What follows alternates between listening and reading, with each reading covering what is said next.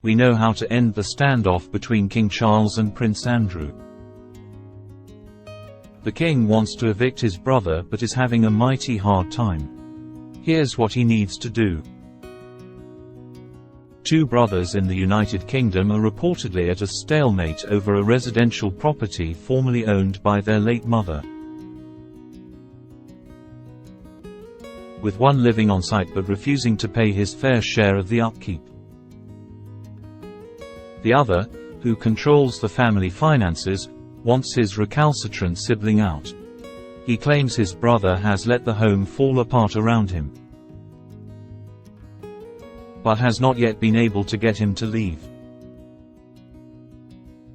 It's a version of a scenario well known to families the world over, including perhaps the most well-known family in the world.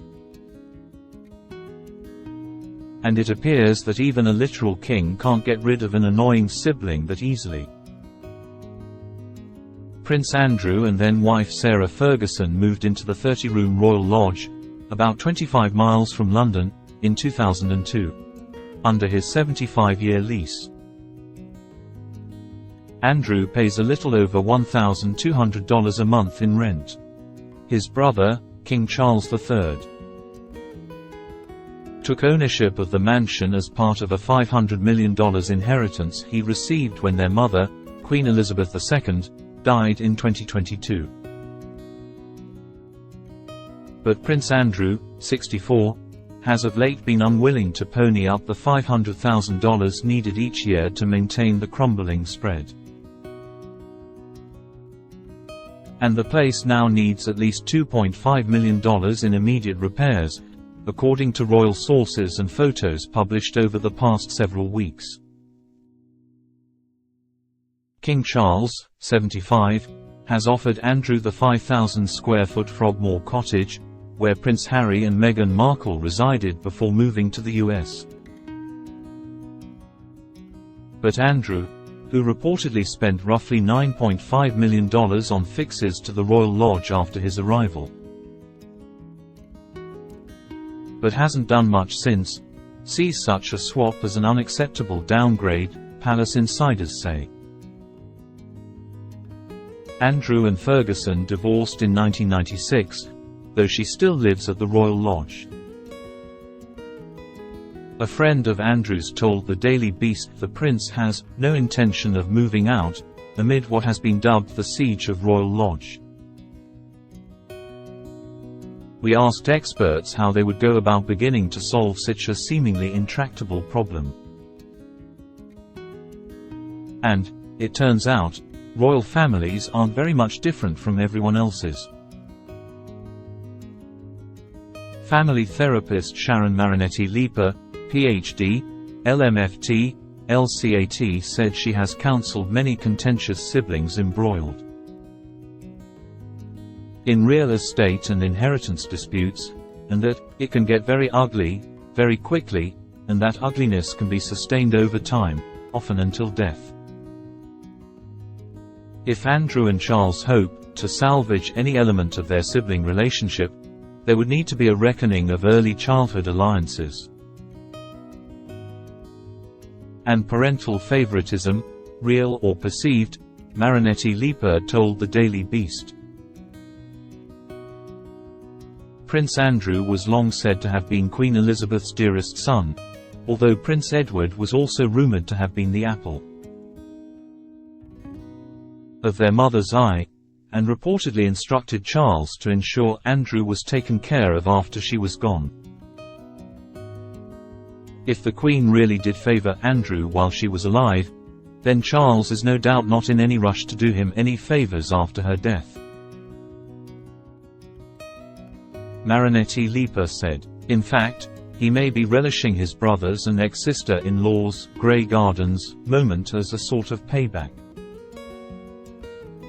At any rate, Marinetti-Leeper, professor at Manhattan College and Yeshiva University, continued, clinically there would probably be more hope in ensuring that the next generation is less inclined to vitriol and more inclined to cohesion and camaraderie than their fathers are. That might be the best way to divert a multi-generational pattern from ossifying at this point. Families are, by and large, dysfunctional. Some more, some less. What is clear to Melissa Whitson, Ph.D., a practicing family therapist and a professor of psychology at the University of New Haven, is that King Charles, Prince Andrew, and their broader family, obviously, have a lot of complications. They're brothers, and one of them is king, Whitson told the Daily Beast. I'm sure there's some kind of competitive dynamic going on. The biggest roadblock she and other family therapists face, she explained, is a lessening of one's own culpability in the relationship breakdown. We always think, well, if the other person would just change, then I would stop doing that, Whitson said. But the truth is, that doesn't happen. Additionally, certain behaviors usually serve some sort of unacknowledged function, for example, a child misbehaving to distract their parents from arguing. According to Whitson, it is entirely possible that Andrew's refusal to leave the Royal Lodge is serving some sort of function for him. According to Whitson, who specializes in childhood trauma, maybe it's keeping them connected somehow, or the situation, even though it's uncomfortable, is still comfortable in some way for them because it's familiar, Whitson said. Charles and Andrew are brothers, and Whitson said, there's a lot of, for lack of a better word, baggage there. It's never too late for siblings to work on improving their relationship, she said, and it's important to realize that it's not always about the money, or what it seems like on the surface. There's usually some deeper stuff going on that goes back many, many years.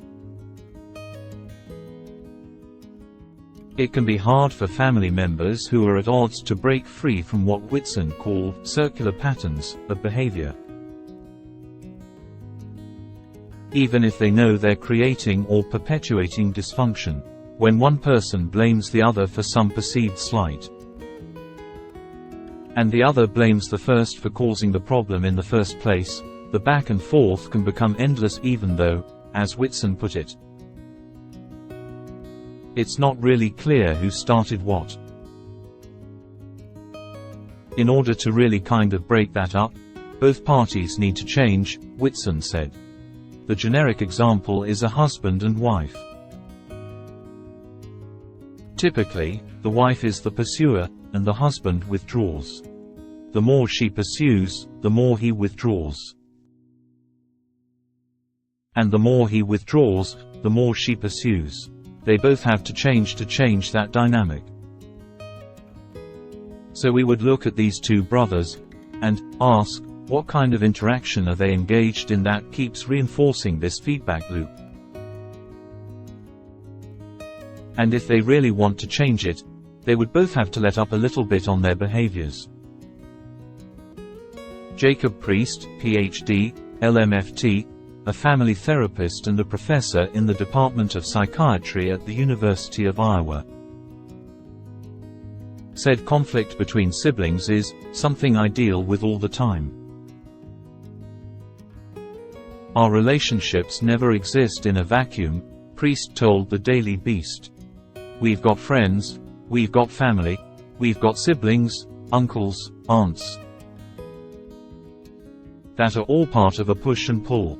And then you add a whole different context on top of it, like in this situation here, right now. The royal family is under a lot of pressure, there's been a lot of chaos, and so they're trying to manage that as well, within the context of this conflict. And that makes things really complicated. Many siblings don't partake in family therapy because most people are instead focused, sometimes overly so, on their relationships with their parents or significant others. Yet, our relationships with siblings can often be the toughest ones people will ever have, Priest said. There's been this pattern, it seems especially of late, where Prince Andrew skirts any consequences. Priest said, alluding to Andrew's infamous friendship with Jeffrey Epstein, who allegedly procured underage girls for the Duke of York. That power and protection that is available for him, he uses it to avoid conflict and consequences. And that's the typical pattern that everyone's used to, including King Charles. And while it would seem obvious that Charles could simply say to Andrew, "I'm the king, get out," the established baseline has existed for decades and has become embedded in their relationship, Priest said. That's what feels typical or normal, he explained, even though it might not be right. When working with families, Priest is not typically looking for a specific or clearly defined resolution, he said. Rather, what he seeks is a disruption in the problematic pattern. My goal is to remove the anxiety, the stress, the tension out of the relationship, so there's more flexibility. Priest said, and with flexibility comes more options. And with more options, we can find a path forward. Of course, there is a far less theoretical solution to all of this, at least from Maxime Chevlow's perspective. A retired New York City marshal, Chevlow has helped evict countless tenants from their homes on behalf of landlords. To her, repairing any relationship between a renter and an owner is wholly beside the point. In America, you go to court, Chevlow told the Daily Beast. You hire a lawyer, and you go to court.